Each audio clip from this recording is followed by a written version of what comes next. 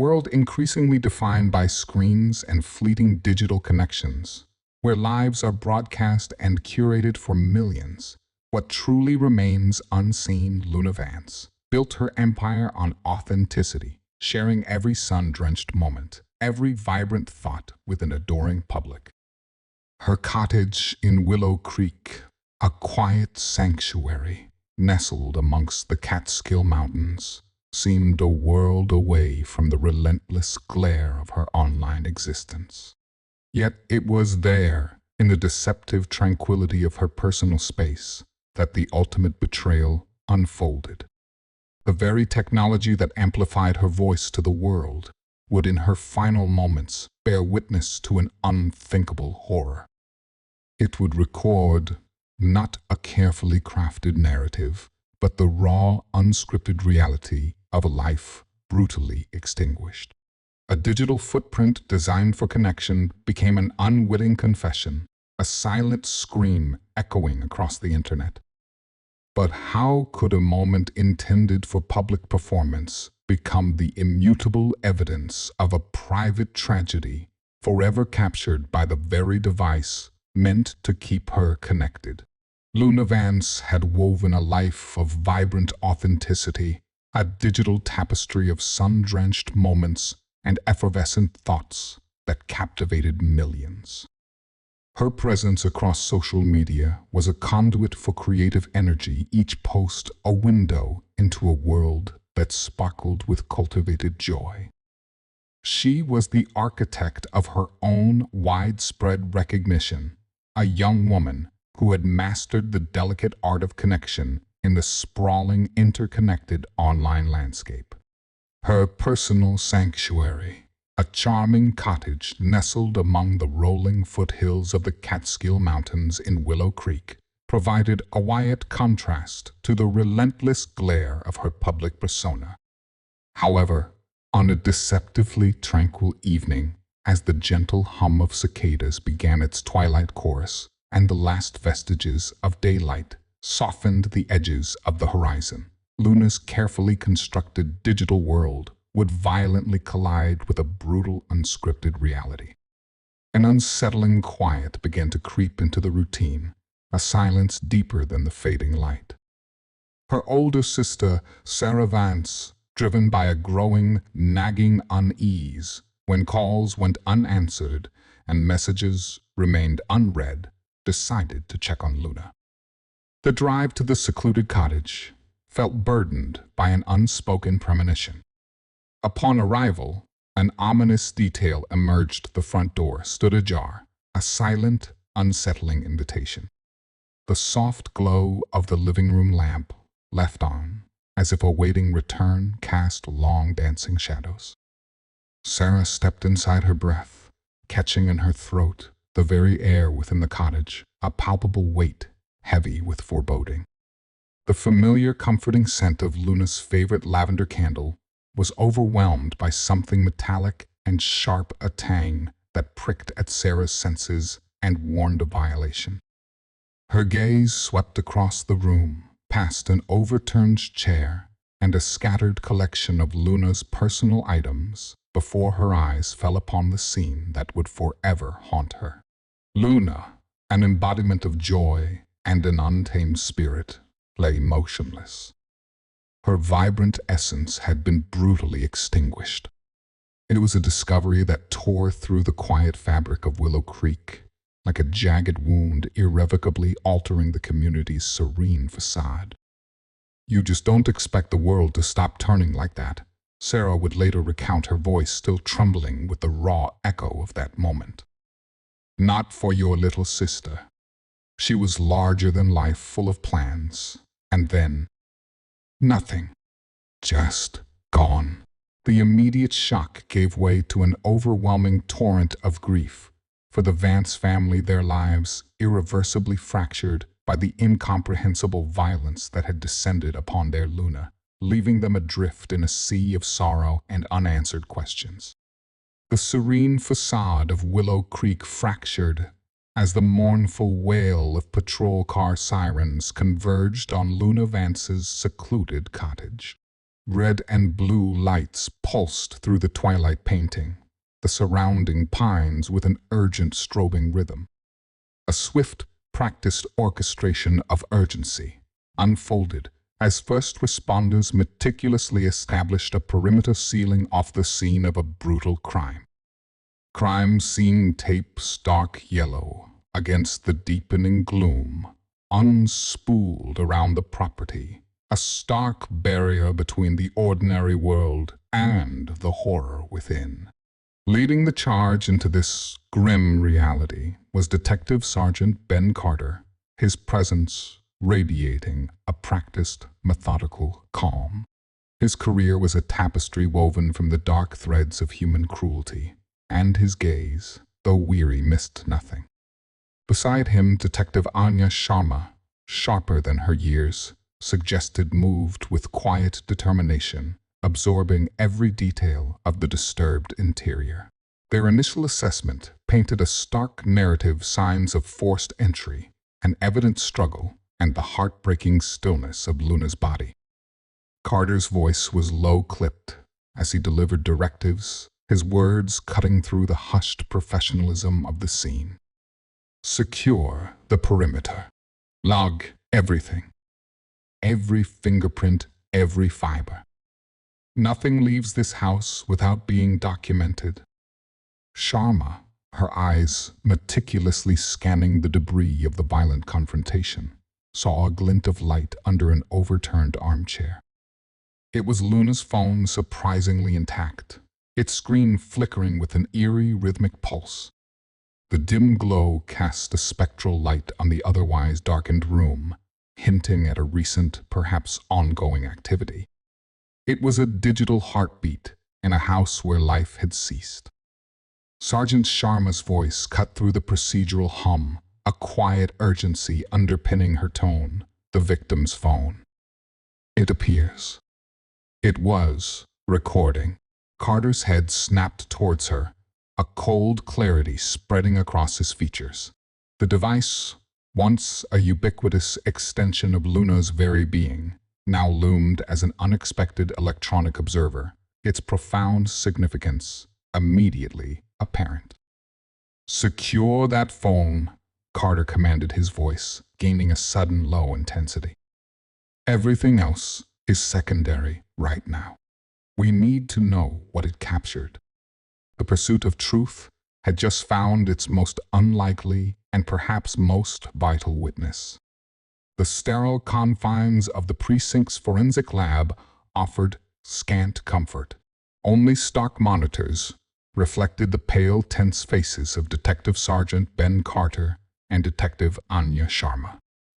Luna Vance's phone, once her vibrant public conduit, was now a sealed repository of potential truth, carefully managed by the digital forensics team.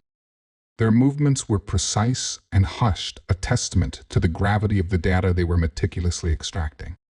Then, with a quiet click, the Instagram live stream filled the screen. The initial moments captured Luna in her element, bright, engaging, her voice a cheerful cadence as she chatted playfully with her followers, sharing a mundane evening routine.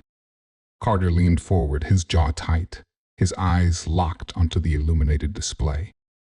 Sharma sat beside him, notepad poised, her pen motionless, her gaze unwavering, absorbing every detail. As the live stream progressed, the air in the room grew heavy with an overwhelming apprehension. The familiar, comforting ambiance of Luna's broadcast abruptly twisted into something sinister. A sudden, jarring impact, muffled yet distinct, emanated from off-camera, causing both detectives to flinch. Luna's wide, inviting smile dissolved, replaced by a flicker of concern, then outright terror that distorted her features. The camera lurched violently, a fragmented kaleidoscope of blurred motion and distorted color. A guttural cry, Luna's last, pierced the silence of the lab, sharp and agonizing, followed by a dull, sickening thud. The screen flickered once more, capturing a brutal culmination, and for a fleeting shared moment, the seasoned investigator's professional shields visibly wavered. This was not merely evidence. It was a captured nightmare, still screaming into the unforgiving digital ether. The unvarnished horror of those final seconds imprinted itself onto their minds, a chilling testament to the crime. Carter's hand instinctively shot out, pausing the ghastly footage, his face etched with a steely resolve that belied his momentary shock. Rewind, that he instructed, his voice low, almost a whisper, yet firm. Every single frame, every isolated sound. We need to dissect every second. The digital reverberation of Luna's end had just become the absolute epicenter of their burgeoning investigation. Beyond the shocking final broadcast, Luna Vance was a figure of vibrant contradictions, her life both a meticulously curated public performance and a fiercely guarded personal journey. The narrative now shifted, pulling back from the grim reality of the crime scene to paint a vivid portrait of Luna beyond her tragic end. Her meteoric ascent as an influencer wasn't simply luck. It was forged from genuine charm and intuitive grasp of digital trends and a relentless work ethic that propelled her into the unforgiving glare of the public eye. She had cultivated a fiercely loyal following, transforming a personal passion into a lucrative career that touched millions. Sarah Vance, her grief still a raw, aching wound, bravely offered insights into Luna's true world, piercing the veil of online perfection. She lived in that camera, Sarah explained, her voice softening with affection despite the pain. But she loved just as fiercely outside of it. She was ambitious, yes, always chasing the next big idea. But she also volunteered at the local animal shelter every week, just quiet time for herself. She had dreams, big dreams, beyond follower counts or viral trends. Yet beneath the polished veneer of online perfection lay the inevitable complexities and darker undercurrents inherent in a life lived so publicly. Friends spoke of the relentless pressure to maintain an image, the insidious creep of online toxicity that could transform a casual comment into a torrent of abuse. There were the legions of devoted fans, some disturbingly obsessive, their adoration bordering on invasion. And within the cutthroat influencer community itself, whispers of sharp-edged rivalries, professional jealousies, and outright online feuds were common currency. Among the immediate persons of interest was Elias Thorne, Luna's ex-boyfriend, a relationship that had dissolved acrimoniously just weeks before her death. Known to friends for a possessive streak that often bordered on controlling his name, was among the first to surface in police notes. Another figure drawing police attention was Julian Reed, a lesser-known influencer with whom Luna had engaged in several public heated exchanges over shared content and alleged plagiarism, his online taunts often escalating into thinly veiled threats. The vast, interconnected web of Luna's digital life presented the detectives with a daunting array of potential suspects, each connection a thread that could lead them closer to the truth or deeper into a disorienting labyrinth. The pervasive shadow of her online fame stretched long, concealing as much as it revealed. The immediate aftermath of Luna Vance's murder plunged the Detective Bureau into a whirlwind of activity, igniting a frantic race against the clock. Dozens of names surfaced from Luna's extensive digital footprint: collaborators, rival superfans, and past romantic interests. Detective Sergeant Ben Carter and Detective Anya Sharma began the arduous process of winnowing down the list, focusing first on the most obvious and problematic connections. Elias Thorne, Luna's recent ex-boyfriend, was brought in for questioning. His demeanor, almost unnaturally calm, a stark contrast to the chaos of the investigation.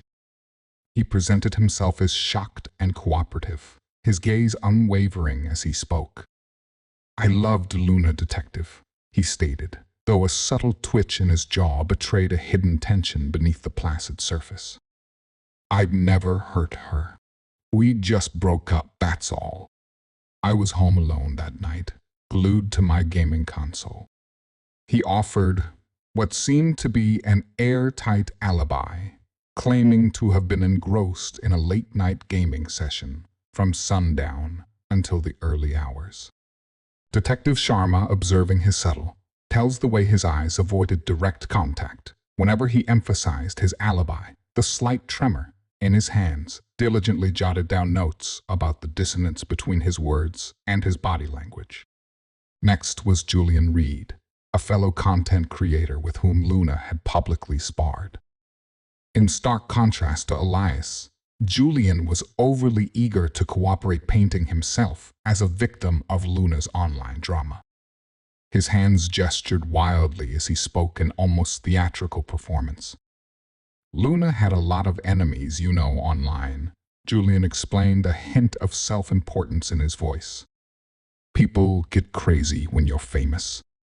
Me, I was at a friend's studio all night cutting a track. Anyone there can vouch for me." He provided multiple witnesses, seemingly eager to distance himself from the tragedy. "Everyone has an alibi," Carter mused later to Sharma, his voice a low rumble as they reviewed their initial interviews. "Our job is to break them. Find the cracks in their stories."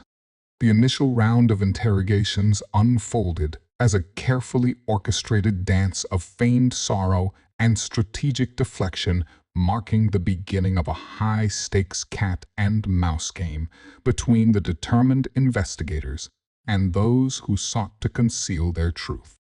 Each suspect, it seemed, harbored their own secrets, woven into the fabric of their seemingly innocent accounts. The heart of the investigation now pulsed within the digital realm.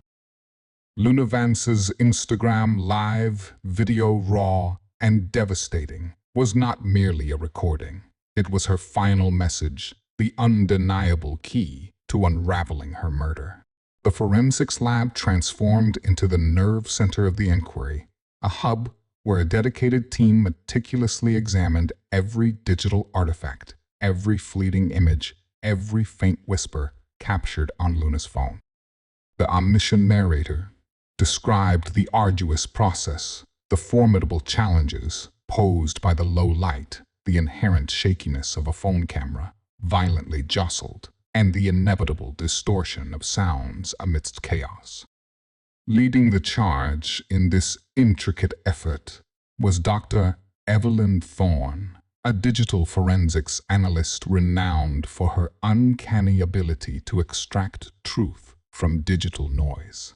Every pixel, every frequency holds a potential answer, she affirmed, her voice calm and steady amidst the faint whirring of advanced equipment.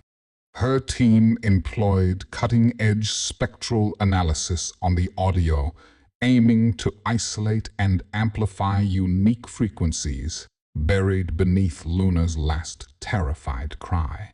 They painstakingly zoomed, enhanced, and stabilized the violently shaking video. Hours blurred into a relentless pursuit of clarity. Then a breakthrough, a brief, almost imperceptible reflection in a polished surface, just before the camera tumbled. It was indistinct, a fleeting impression, but Dr.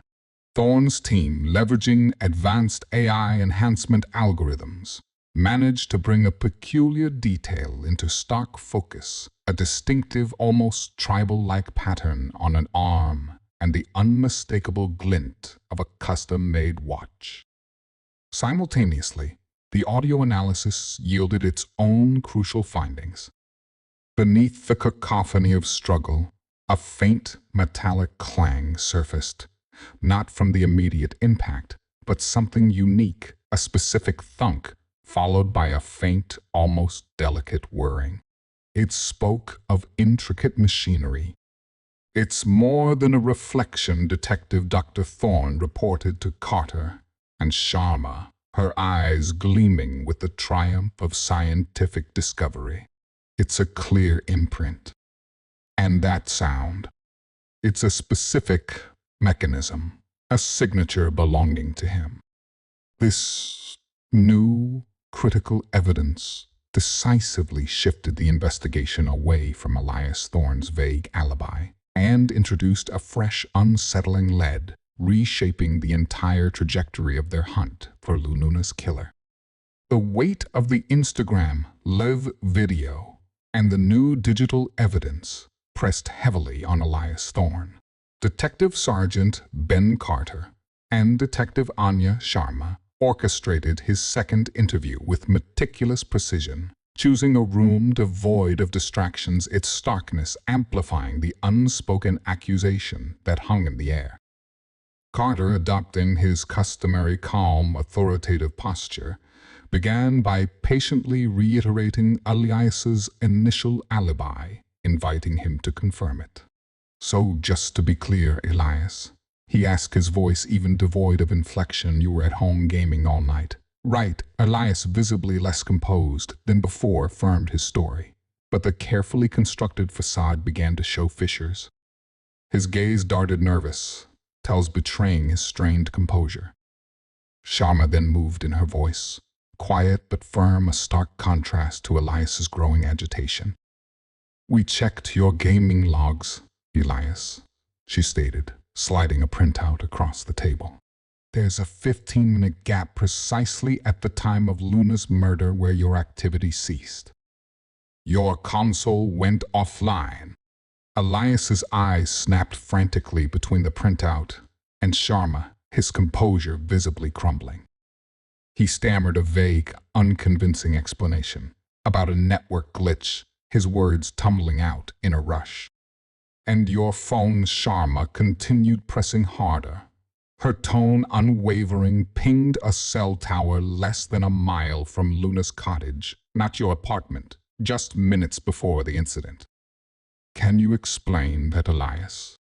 The last vestiges of Elias's calm peeled away, revealing a raw core of agitation and defensiveness.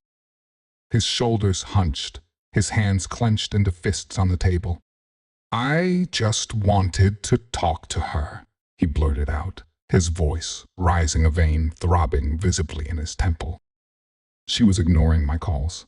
I drove by. Okay, I just drove by. I didn't go in." His story had begun its inevitable, chaotic evolution, a desperate attempt to explain away the mounting, undeniable evidence. Each new fabrication ensnared him deeper in his own unraveling narrative of deceit. The high-stakes game of interrogation was escalating, and Elias Thorne was unmistakably losing ground, cornered by digital truths he could no longer conceal. The faint, peculiar pattern from the Instagram live reflection, coupled with a distinct mechanical sound unearthed by forensics, violently shifted the investigation's focus. Detective Anya Sharma, fueled by caffeine and an unyielding resolve, worked late into the night. She cross-referenced the unique, almost tribal-like design with known associates of Luna Vance, meticulously focusing on her extensive online circle, searching for any visual match. The pattern, it turned out, was not epidermal at all, but a highly specific design embossed on the cuff of a rare limited edition smartwatch, a bespoke status symbol favored by a niche community of tech influencers. The faint, perplexing mechanical thunk and delicate whirring from the audio analysis finally revealed its origin, the distinctive internal winding mechanism of that exact smartwatch model, a tactile feedback feature designed for its affluent owners. This startling convergence of previously disparate clues pointed squarely at Julian Reed, the rival influencer who had feigned eager cooperation, initially appearing above suspicion. Julian, Luna's public nemesis, habitually showcased his bespoke smartwatch in his own content, an almost identical model to the one caught in the video reflection. His social media feeds were replete with images and short videos featuring the expensive timepiece. Crucially, a sharp-eyed analyst unearthed a lesser-known fan blog uploaded just days before Luna's murder. It inadvertently captured Julian demonstrating the watch's features, including that precise, unique winding sound. This incontrovertible evidence demolished Julian's meticulously constructed alibi of being at a friend's studio, exposing it as a flimsy fabrication. Motive access, and now. The definitive link. Detective Carter stated, his voice grim as he reviewed Sharma's findings. The investigation scope sharpened with chilling precision, pivoting decisively from Elias Thorne. Absolute certainty, now fixed on Julian Reed.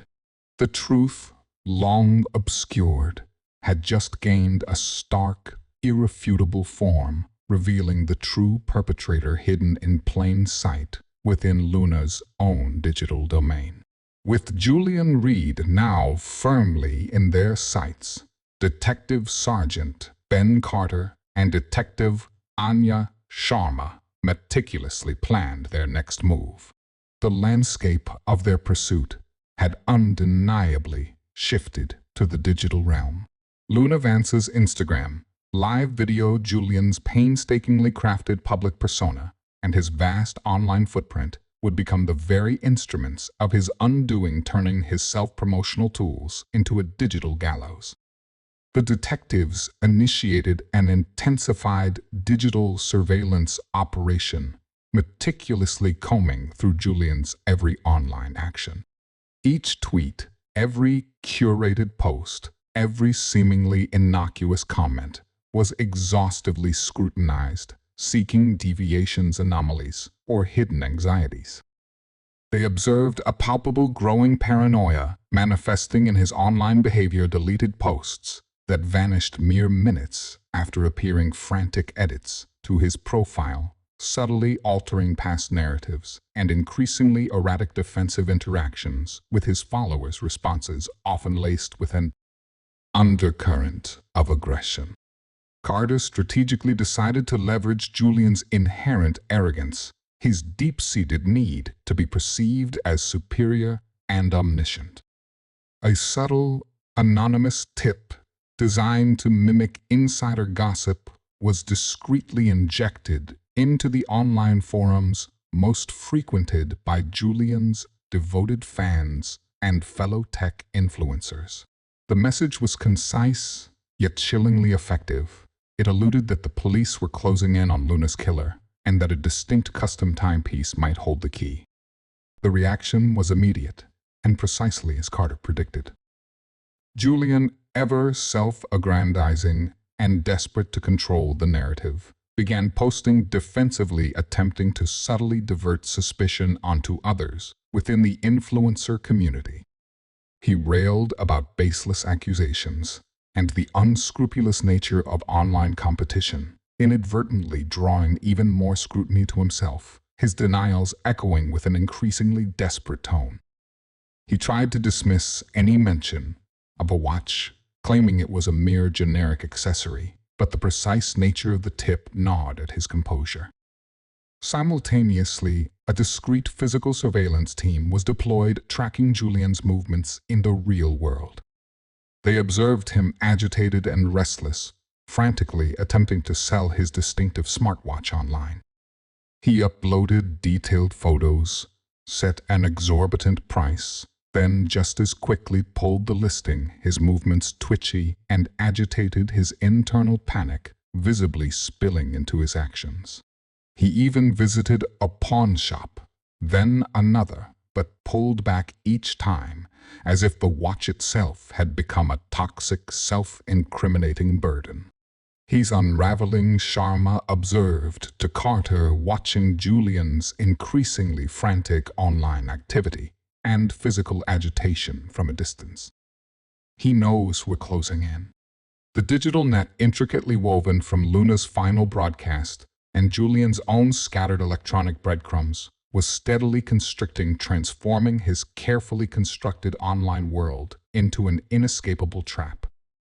The final act in the relentless pursuit of Luna Vance's killer unfolded within the stark, cold confines of the interrogation room. Julian Reed, brought in under the guise of follow-up questions, initially held a practiced composure, though a subtle, nervous tick pulsed rhythmically in his jaw. Detective Sergeant Ben Carter, leaning forward across the table, his voice a low, steady rumble, began to systematically dismantle Julian's carefully constructed defenses, presenting the irrefutable digital evidence like an inescapable trap. Julian Carter began, his gaze fixed. "We have the Instagram live video. We have the enhanced footage from it. And we have your distinctive smartwatch clearly visible in a reflection captured moments before Luna's death." He allowed his words to settle in the heavy silence. Detective Anya Sharma then activated a monitor on the table, playing the enhanced audio track. From the chaotic sounds of the crime, she isolated the unmistakable mechanical thunk, followed by the subtle whirring sound of Julian's bespoke timepiece. "This particular sound, Julian," she stated, her voice, sharp and precise, cutting through the silence, "is singular, irrefutable. It places you and your watch inside Luna Vance's cottage, at the precise moment her life was violently ended." The air in the room grew heavy with unspoken condemnation. Julian's meticulously crafted facade, strained from days of police scrutiny and mounting paranoia, finally fractured. His face contorted the pretense of innocence, dissolving to reveal a chilling, unbridled rage. He slammed his fist onto the table, denying, deflecting, his voice rising to an agitated crescendo. He then desperately launched into an elaborate, nonsensical story about a secret, illicit affair with Luna, claiming he was merely there to comfort her after an unseen attacker had already struck. The sheer absurdity of his narrative, his frantic attempt to fabricate events, only condemned him further. Carter, unmoved by Julian's increasingly desperate theatrics, simply held up a crisp printed image, a magnified still from the Instagram live reflection, unequivocally showing Julian's smartwatch. "Then explain," Julian Carter pressed, his voice like cold steel, cutting through the remnants of Julian's bravado, "why your unique watch with its unique audible signature was recorded on Luna's livestream. At the very second her life was tragically taken, the lens bore witness to you. The microphone captured your presence." Faced with the undeniable digital truth, Julian's defiant stance finally crumbled. Tears welled in his eyes, not of remorse, but of raw, self-pitying defeat. He slumped forward, his shoulders shaking. She didn't understand. He choked out, his voice barely a whisper, consumed by the petty rage that had fueled his every thought. And then the words came, a forced torrent of confession to the senseless crime, finally revealing the festering jealousy and twisted obsession that had driven him to silence Luna Vance, forever ending her broadcast. The hallowed halls of the courthouse, typically steeped in an austere solemnity, now buzzed with an electric tension as the trial of Julian Reed for the murder of Luna Vance commenced. Every seat in the gallery was filled, a collective breath held as the prosecution prepared to lay bare its case. The defense, meanwhile, positioned itself for a desperate battle against what seemed an insurmountable tide of digital truth. The prosecution's argument was compelling, a meticulous hour-by-hour reconstruction of the crime that hinged upon its most pivotal and undeniable piece of evidence, Luna's Instagram live video. Projected onto a large screen for the jury, the raw, unedited footage of Luna's final moments became a visceral, irrefutable testimony. Every shaky frame, every muffled sound, every pixel of the enhanced reflection from Julian's unique watch spoke volumes. It was a silent scream, echoing with harrowing clarity through the otherwise hushed courtroom, demanding retribution. Witnesses, including Detective Sergeant Ben Carter and Dr. Evelyn Thorne, meticulously detailed the forensic process, explaining how obscured visual data and faint audio signatures had coalesced into a damning portrait of the killer. Julian Reed's defense team struggled fiercely to discredit the digital evidence. They attempted to brand the video as manipulated, its audio, misinterpreted its visual anomalies, accidental. They argued the watch's uniqueness was mere coincidence, the sound and arbitrary noise that could have come from anywhere. Yet their arguments withered under the crushing weight of the prosecution's forensic precision and the seamless logical narrative woven from every recovered byte of data. Each attempted rebuttal only served to underscore the undeniable facts presented by the digital evidence. The most heart-wrenching moment arrived during the victim impact statements. Sarah Vance, her voice a fragile but unwavering pillar of strength, rose and stood before the court, her eyes fixed on Julian Reed, who sat stoically, his face impassive. "He stole more than a life," she declared, her voice cracking with raw emotion, yet holding steady. "He stole a future, a legacy. My sister's voice may have been silenced by his cruelty, but that video, it speaks for her now, echoing with the truth he tried so desperately to bury." The raw grief emanating from Sarah transformed into fierce advocacy, a powerful, articulate demand for accountability that resonated deeply within the courtroom. She spoke of Luna's boundless dreams, her innate kindness, the vibrant future cruelly snatched away. The jury, visibly moved by Sarah's raw, unvarnished words, and the chilling, undeniable digital evidence, returned their verdict swiftly, taking little time for deliberation. "Guilty." Collective gasp, then a wave of profound relief rippled through the courtroom. It was a poignant testament to justice finally served for Luna Vance, a triumph of truth in an age where digital footprints can betray, but also irrefutably reveal. In the quiet aftermath of the verdict, a profound sense of justice settled over the Vance family, a fragile solace against the raw, persistent ache of their loss. The courtroom's resounding pronouncement of guilty could not bring Luna back, but it affirmed her existence, validated her tragedy, and held her killer unequivocally accountable.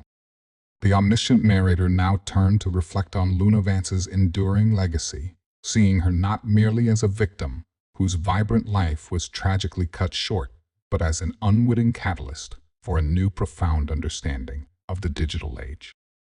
Sarah Vance, her initial paralyzing grief slowly transforming into a potent, renewed purpose, channeled her pain into active advocacy. She became a steadfast champion, campaigning for strengthened online safety measures, for more robust legal frameworks to safeguard digital citizens, and relentlessly illuminating the darker currents beneath the surface of digital celebrity. "Luna's light shines on," she often said, a quiet strength in her voice that belied the sorrow in her eyes, even through the darkness of what happened. Her story tragically became a cautionary tale for those who live their lives online, but also a beacon for how technology, which once connected her to millions, ultimately revealed her truth.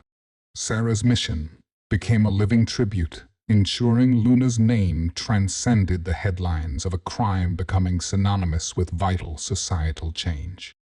The case of Luna Vance, propelled by the chilling, unprecedented digital testimony of her own Instagram Live, ascended to a landmark precedent in legal history. It reshaped protocols for evidence collection, informed new forensic methodologies, and fundamentally altered the landscape of criminal investigations in the digital era. It illuminated with stark clarity the paradoxical nature of social media, a powerful, transformative platform for connection and self-expression, yet also an unwitting, relentless arbiter of justice, capable of bearing silent witness to humanity's darkest impulses. The very medium designed for fleeting moments of public display proved capable of capturing an irrefutable permanent truth. In the relentless, ever-evolving digital landscape, a young woman's final broadcast transformed from a scene of unfathomable violence into an enduring testament. It stood as a powerful reminder of both the fragility of life lived online and the undeniable relentless power of truth. It served as a stark, haunting admonition that even in the most private, seemingly hidden moments, the internet can be listening, watching, recording, and ultimately irrevocably revealing. The digital echo of Luna's last moments would forever resonate a guiding light for future investigations, ensuring that justice, even if found through the most unexpected of sources, would always prevail. In the relentless stream of digital life, truth always finds its irrefutable broadcast. If the relentless power of truth revealed through the digital echoes of our lives compels you subscribe to Shadow Files for more profound cases. Don't forget to subscribe to Shadow Files and hit the notification bell